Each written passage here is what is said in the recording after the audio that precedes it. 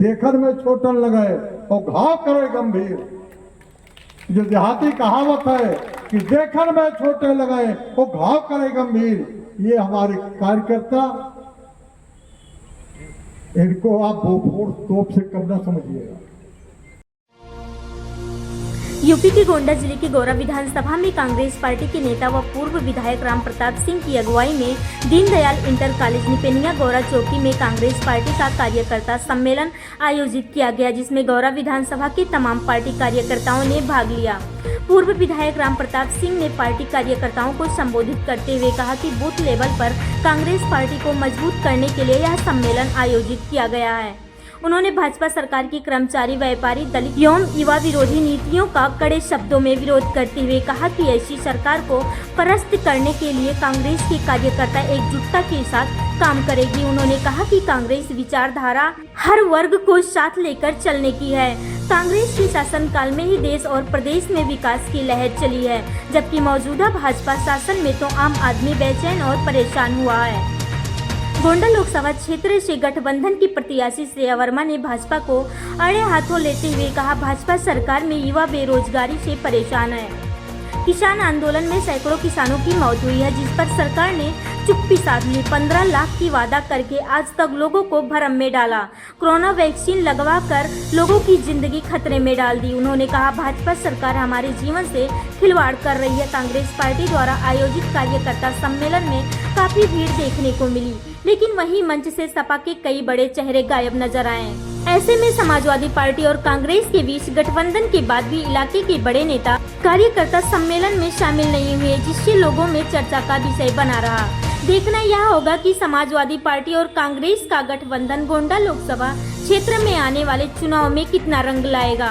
सपा के बड़े बड़े चेहरे गायब होने से इलाके में तरह तरह की बातें चल रही हैं। कोई मनमुटाव कह रहा है तो कोई आपसी मतभेद। अब देखना यह होगा कि गोंडा लोकसभा क्षेत्र में गठबंधन की नैया किसके सहारे पार होगी। आज हम सब यहाँ पर एकत्रित हुए हैं। हम सबको पता है कि हमारा मकसद क्या है, हम सब यहाँ पर क्यों एकत्रित हुए हैं। हम सबको इस बार बहुत बड़ी जिम्मेदारी दी गई है।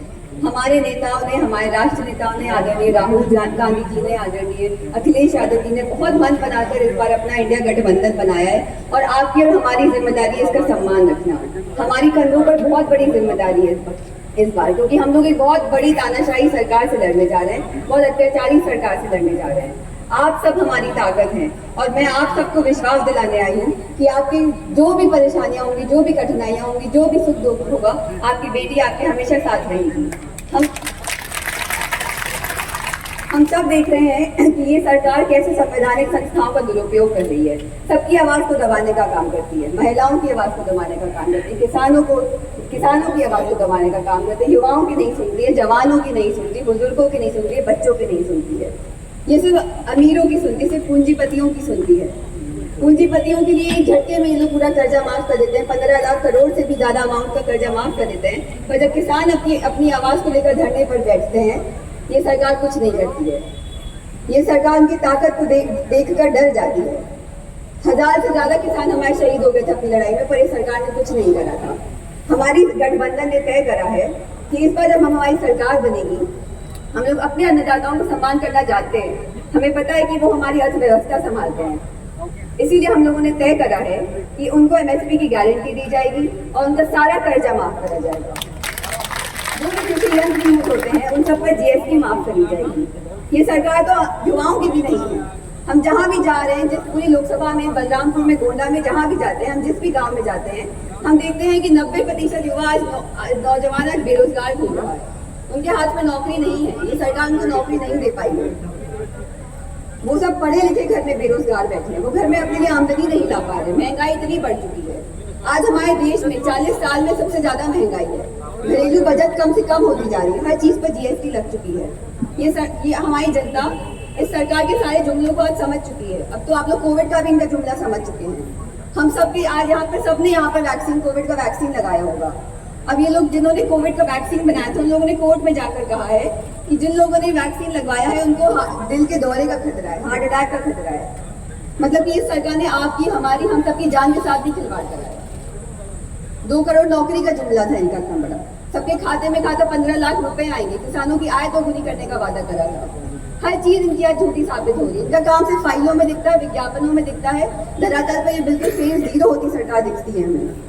और ये सब आपको भी पता है, जमीनी हकीकत क्या है आपसे छुपी नहीं है। इनका 10 साल में केंद्र की सरकार में, 7 साल की राज्य की सरकार में कितना विकास हुआ है आप सबको पता है। हम जहाँ भी जाते हैं, हर मीटिंग में बहुत गर्व से कहते हैं कि हम जहाँ भी जाते हैं हमें सिर्फ समाजवादी पार्टी का काम और बाबूजी का काम नजर आता है, और किसी का काम धरातल पर नजर भी नहीं आता है। आप सबकी बहुत बड़ी जिम्मेदारी है इस बार, क्योंकि ये सरकार संविधान बदलने का भी काम करेगी। इन्होंने कहा, इनके नेता, बड़े बड़े नेताओं ने, बगल की लोकसभा के नेताओं ने बड़े बड़े मंचों पर कहा है कि लोग अगर सरकार में आ गए इस बार बहुमत से तो ये हमारा संविधान बदलने का काम करेंगे। आपसे, हमसे, आपसे, आप सबसे हम आपका हक और अधिकार छीनने का काम करेंगे, आपका आरक्षण छीनने का काम करेंगे, आपसे वोट का अधिकार छीनने का काम करेंगे। तो आप सब लोग इस बार 20 मई को अपनी शक्ति दिखाइए, अपनी ताकत दिखाइए, और इस सरकार की चालाकी का जवाब बस साइकिल का बटन दबाकर दिखाइएगा। आप सब लोग हमारी ताकत है। हमको पता है कि आप सब लोग बहुत मजबूत लोग हैं। आप सब कांग्रेस पार्टी के मजबूत नेता हैं, आप सब समाजवादी पार्टी के मजबूत नेता हैं, कार्यकर्ता हैं, और आप सबको इस बार हम लोग बहुत बड़ी जिम्मेदारी देके जा रहे हैं कि आप लोग जहाँ भी जाएं, जिस भी गांव में जाएं, जिस भी चाय की दुकान पर बैठे, जहाँ भी बैठे, इस सरकार की विफलता को तो जरूर ही बताएं, प्लस हमारी जो घोषणाएं हैं उनका भी जरूर बताएं, क्योंकि हमारी सरकार, हमारे नेता जब जो बोलते हैं वो करके दिखाते हैं। 10 साल पहले कांग्रेस की सरकार थी केंद्र में, और कुछ साल पहले राज्य में समाजवादी पार्टी की सरकार थी। हमारे घोषणा पत्र में जितनी भी योजनाएं थी, जितनी भी नीतियां थी, सब महिलाओं को, किसानों को, धरातल पर सब तक पहुंची थी। आप सबके हाथ में आज घोषणा पत्र मिल चुका है, आप सबको अपील का पत्र मिल चुका है। आप सबसे बस एक ही विनती है, आप जहां भी जाएं इसका प्रचार करें, समाजवादी पार्टी की विचारधारा को आगे बढ़ाने में हमारा सहयोग करें, हमारे हाथों को मजबूत करें, आदरणीय राम प्रताप सिंह जी के हाथों को मजबूत करें, ताकि यहाँ बैठे सबके हाथ मजबूत हो और हमारे क्षेत्र का थोड़ा विकास हो सके। बहुत बहुत धन्यवाद। जय हिंद, जय समाजवाद। तो ये देखन में छोटन लगाए और घाव करे गंभीर। जो देहाती कहावत है कि देखन में छोटे लगाए वो घाव करे गंभीर, ये हमारे कार्यकर्ता, इनको आप भोफोड़ तोप से कम न समझिएगा। मैं आपको, श्रेया जी को विश्वास दिलाता हूं, इसीलिए मैंने कांग्रेस के कार्यकर्ताओं को बुलाया कि समय नहीं है, 8 दिन का समय है। प्रचारक सभी गांव, सभी पुरों पे पहुंच पाएंगे या नहीं। श्रीमती श्रेया वर्मा जी, आदरणीय राकेश जी, आदरणीय गुड्डू जी, मंत्री जी के भाई है, और हम गठबंधन धर्म का पालन करेंगे पूरी मर्यादा के साथ, और निश्चित रहो बिटिया चुनाव जीतोगी।